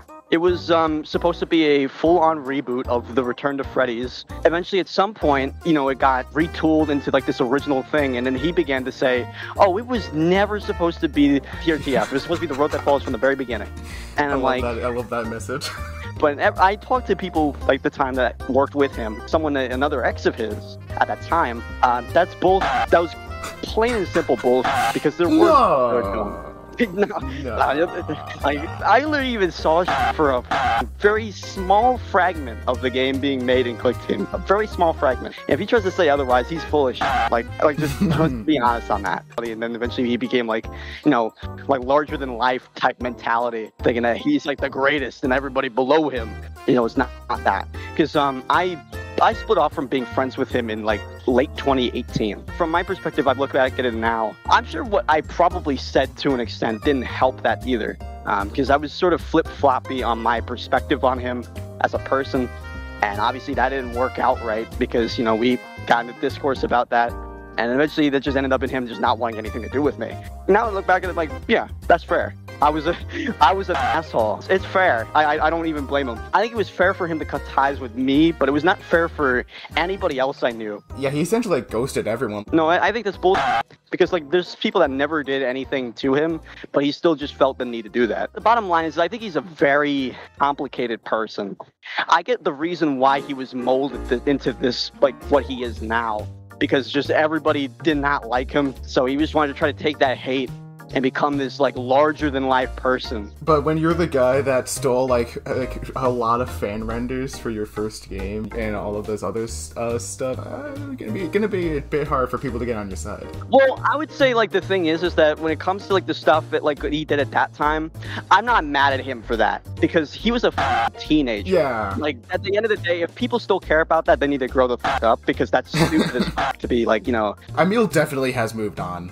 No, like, obviously. Like, if he just kind of left it at that and gave that time, I think people would be much more over what he was saying. If he didn't say the stuff that he did later on, I think people would have just moved on and just let it go. But then he just had to make it worse for himself, you know, by saying, like, all sorts of crazy shit, like how him and Kitty were related at one point. Oh my god, you're right.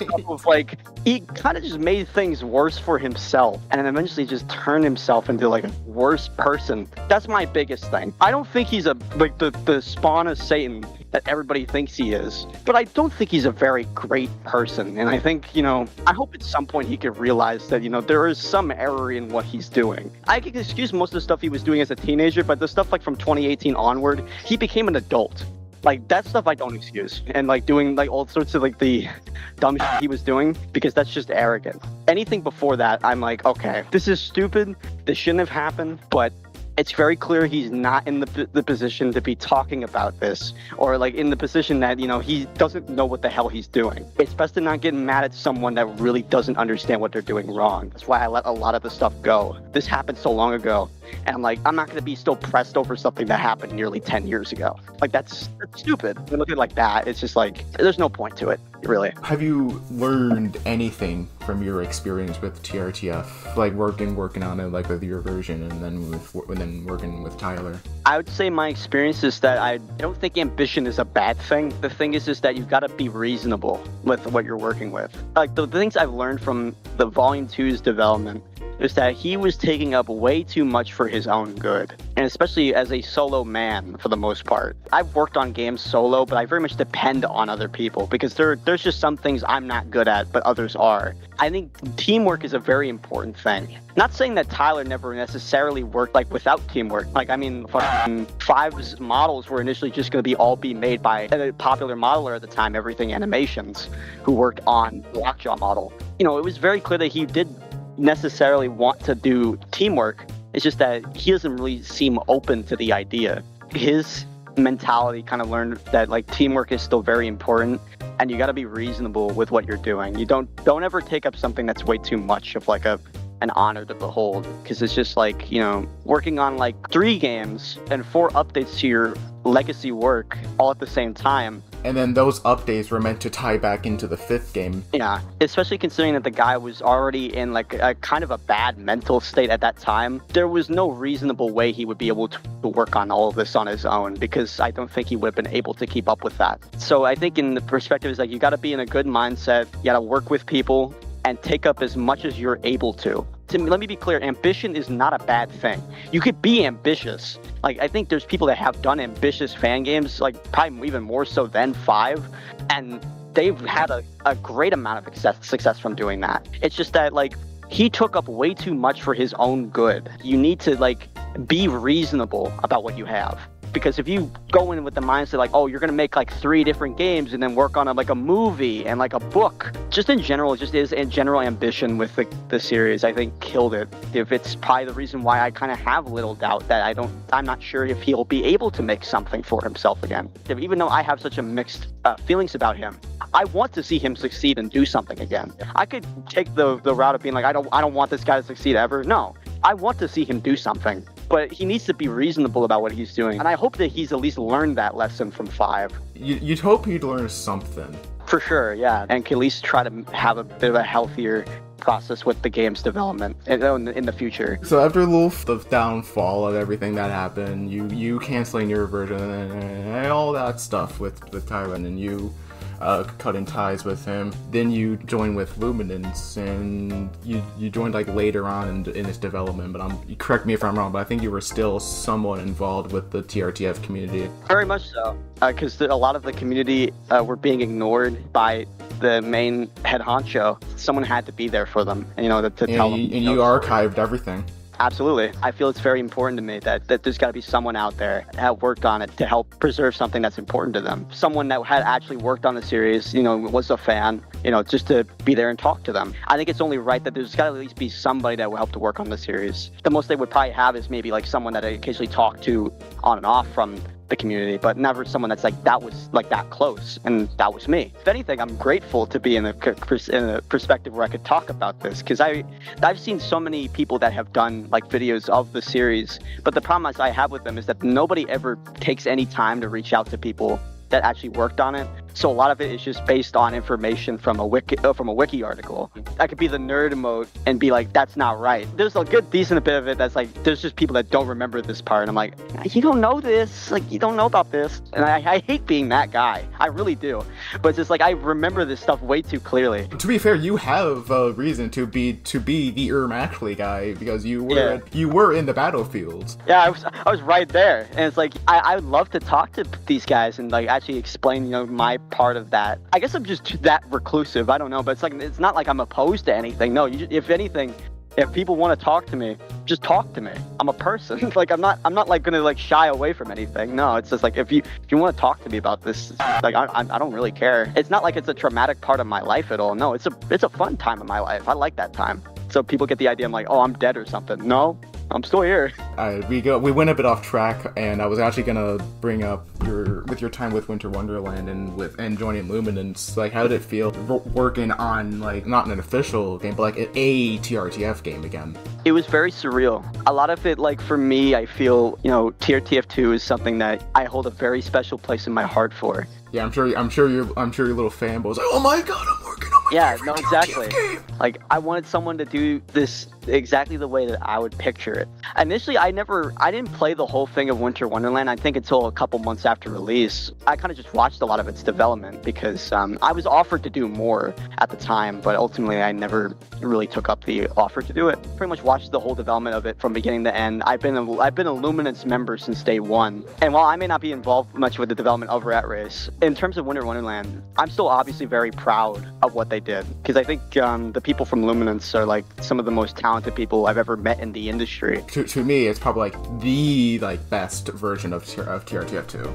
I know for some people in the wider TRTF community are a bit more divided with specific elements of Winter Wonderland about how it doesn't really devolve a lot into like the story of the games, because a lot of it was pretty much put out the window in favor of something different. And I understand that. But obviously the main focus of Winter Wonderland was that we just wanted to make a good game, because like a lot of like TRTF fan games at that time were very in the middle of the road. And then you had Rebuilt. Yeah, like that happened around the same time.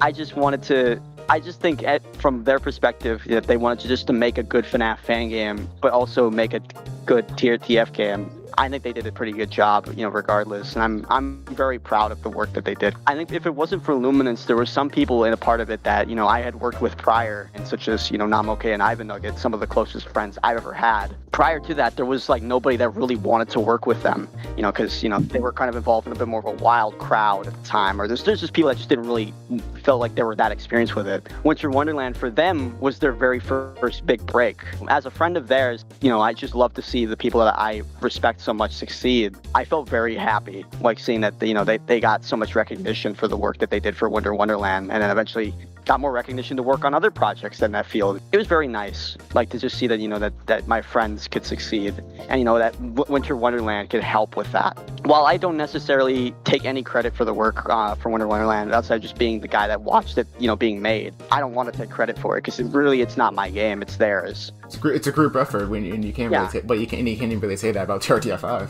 Like for them, it's like this was their moment. This was their moment to shine. Well, now what do you think was like a personal highlight, like during Winter Wonderland's development? That's a good question. Well, there was a couple. I remember there was a moment when the game was, I think, shortly before it was released. We did like a call or something where we just all turned on our face cams like 4 a.m. Everybody else was like tuckered out.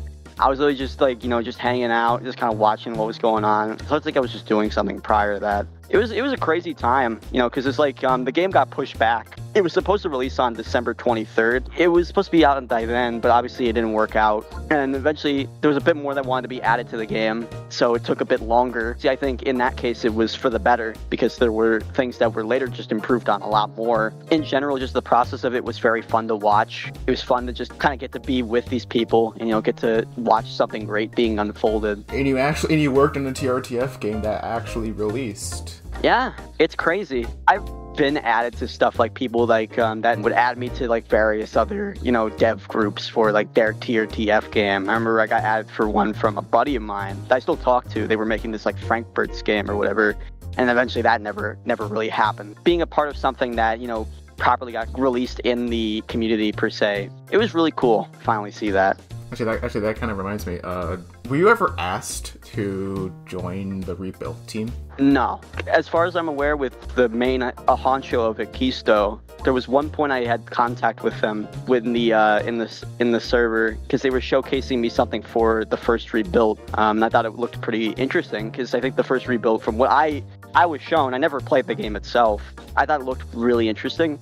But eventually they got caught up in their own thing, and then someone else that was managing the server at the time banned them because they were just posting like just straight up obviously sexual like FNAF like kids drawing of they got someone riled up in the server because like one of the staff there pinned it, but then one of the other staff was being like, what the f are you thinking here? Like, why are you pin this? Like, I thought we didn't allow this. It caused some whole other dispute, and they were kicked. And I never said anything personally to him, but I guess he assumed that I had the same thoughts as everybody else. I lost contact with him, and I never spoke with him after that. I wasn't really gonna talk about them anyway. Yeah, They're just, that's this whole thing, I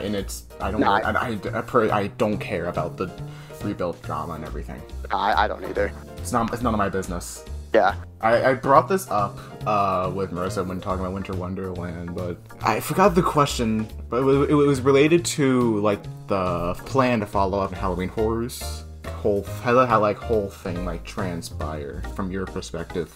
There was like 2 occasions where a successor for Winter Wonderland, I believe, was being worked on. The one that's the most well known is the Halloween Horrors one, which I think was thought of a decent bit after everything had gone on, because there was one before it, but for me it was admittedly a bit divisive with the direction. There was very much a successor in mind, and with Halloween Horrors, I got to watch a little bit of it being worked on, because it was being worked on by a bit of a smaller group, with obviously Marissa, I think at one point, I think being the main person doing stuff for it. I don't think very much got far into it, which I think is a shame. For me, the one thing I really liked about it was the design for Lockjaw, which was supposed to be this mime, which I thought was really creative. And I think that would have been really interesting to experiment with, like in general, like, you know, different types of designs for Lockjaw. I was very interested with it, but obviously, unfortunately, it just didn't get very far. I mean, part of me hopes that maybe someday that project can see the light of day. I would like to work on another TRTF thing with Luminance. Like, that was something that I would really like to do. But it seems like they very much want to focus on, they're still doing stuff like Rat Race. They released a game recently called Employee of the Month for a game jam. They're still doing stuff. It's just that they don't really want to do something that's a TRTF thing. And you don't want to be known as the dev team that makes TRTF remakes. For sure, yeah. I'm obviously going to be right behind them. You know, even if I may not be a main guy working on it, I'll always be right behind my boys, you know. And now, like, looking back on it all, like, how do you view TRTF and its legacy? I feel like for a lot of the wider community, it should have a lot more respect to its name. I know that for some people this is going to be a divisive take. I feel like a lot more is owed to TRTF than what people think it deserves. A lot of the foundation for a lot of earlier fan games and for a lot of like people who had worked in the fan game community were very much inspired by stuff like the Return to Freddy's. You know, as divisive as it is for the wider scene, at least like 90% of the more minuscule devs at that time were very inspired by what it had accomplished, and a lot of people very much looked up to BFP, you know, including myself. I think for many people, they just simply disregard it because, you know, it's complicated, you know, history. They just know it as the game series that had candy before candy. Yeah, for many reasons, I feel like the controversies around the series kind of like overshadow a lot of like what it really had done for the core of the fan game scene. Because I think a lot of its DNA can still be found in, like, you know, projects that come out today. There's not as many as there used to be, but there are still a ton of old heads from the fan game scene that I still know of that still work on fan games, you know, to this day. You know, it's a very powerful thing that, like, whether it be for better or for worse, it still has such a legacy behind it. People still talk about it. Whether it be, you know, looking back at it fondly, looking back at it to poke fun at it, or just overall, like, liking it or hating it. Like, there's still people that are dedicated to making fan games of it, and while there could be that, there's always going to be those people that look at it with some sort of stigma behind it. People should still make what they want to make. If they're passionate about something, making, like, a TRTF fan game, I don't see what's stopping them. Try to make something interesting. I think there's a lot of ideas that are still untapped in the fan game scene. I think it's important that, you know, these fan games continue to exist, you know, for years to come, because we're coming up on its 10th anniversary very soon for TRTF, which is insane. Yeah, who cares about the FNAF 10th anniversary? The TRTF anniversary is coming up. Yeah, like, I think in general, you know, it's important to me. Its legacy continues to live on to people, and, you know, that people should still respect what it's done for the fan game community, regardless of, you know, how controversial it was, should still recognize the influence that it's had on many creators. In some ways, still continues to have that influence. You don't have to like the guy, and you don't have to like the game. That's fine. But to simply disacknowledge, you know, what it built for people would be dishonest. A lot of earlier fan games were built off of something that, you know, he had accomplished. Just to not just write it off as like, ooh, it's just some an edgy little game some 14-year-old made that has super cancer. Then it's got candy before candy was a thing. And, it's got poopy modeled, huh? Yeah, no, it's like, you gotta look at it from a piece of that time frame, because this was made in 2015. The industry was way different than it used to be. Like, there would be fan games that would literally come out like within a week or a month of it being announced. Like, nowadays we're like experiencing like dev times kind of equivalent to something that I would probably see from a more of a AAA production. I mean, you have the whole fanverse initiative, and their games haven't released. And how long has the fanverse initiative how long has the fanverse initiative been around? like 2 years, and it's like, dude, it's getting more grandiose in like that sense. So a lot of it, like, you know, if you look at it from the perspective of poop models, I mean, yeah, they don't look that good, like, because they're models from that time frame. But you got to remember, these games were roughly developed in a month. Yeah, I mean, like, TRTF 4 took like 2 weeks after it announced. Yeah, it was like 2 weeks, and it was supposed to come out in June, but then it was like cut abruptly short. So when you look at it from the perspective of something that was made in 2 weeks, that's not terrible. You can play it, at least. Yeah. It can function. There's probably points where it breaks, but, you know, you got to remember, this was developed in a very short amount of time. And if you're looking from a modern lens, you're going to look spoiled. Like, people, I think, can get blinded by what, you know, modern fan games accomplish. You know, there's a lot of polish in what goes into making a fan game nowadays, because, you know, people are, like, scared of releasing something that's not complete. But when you look at it from that era, there were games all the time that would probably get released broken as hell. And, like, that was just how it was. And TRTF suffered a lot from that. I guess for what it accomplished, at least it functions mostly. I think a lot of the hype for what was made for it was, like, unmatched compared to anything else from the fan game scene. I mean, as a fan, I would say I was very hyped for the 5th game and everything, so I can definitely stand by the fact that, like, yeah, there was a lot of hype for the 5th game. If I could talk to anybody I knew from the fan game scene that I still know today, pretty much anybody would say, like, in terms of most hyped fan game at that time, it'd be 5. Like, hands down. Everybody I knew had probably at least been a fan of TRTF at one point, or in some cases still are. I mean, even big creators were playing it, like Razbowski. played a few, and then Dawko. I've seen Dawko like play some TRTF fan games as well. Yeah, the amount of influence that it's had in the fan game scene at that time was like unmatched, really. It's crazy that someone that was so like divisive had such a powerful influence on the fan game community. And, you know, I don't think that that should be ignored at all. Like the fact that even someone that no one likes could still make it and be a success, that's crazy. And I think it's important that we just respect that, you know, it's one of the originals. Like it's been here way before a lot of these fan games now. And there was like not even that many fan games at that time. I think the only other ones were like, there was like one called Creepypasta Castle. Yeah, and Final Fantasy Warriors released. I think that was 2 weeks after after FNAF 2 released. Yeah, and also at that time, the demo for the original Treasure Island was made.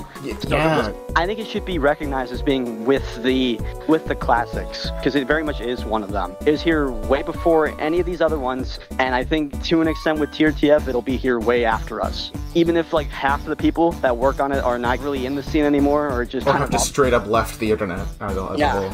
And you don't have to like it. And you can make fun of it as much as you like. I think as long as people still talk about it, that's what's more impactful to me. And that people still share an interest in wanting to know more about what the series is. Whether it be positive or negative, I think it's important that the fan games still be talked about in this day and age. It's important to talk about something that's divisive. Even if I see like a video essay or anything like that, you know, gets wrong, they get riled up about something being wrong in it. I look at it from the perspective that I'm just happy that people still talk about it. I gotta be that guy to be like, you know, that's not right. It's been nearly 10 years. Memory is not going to be very clear. I'm surprised I still remember a lot of my time with it as clearly as I do. And even then, I'm forgetting stuff too. So I guess it's starting to catch up to me a bit.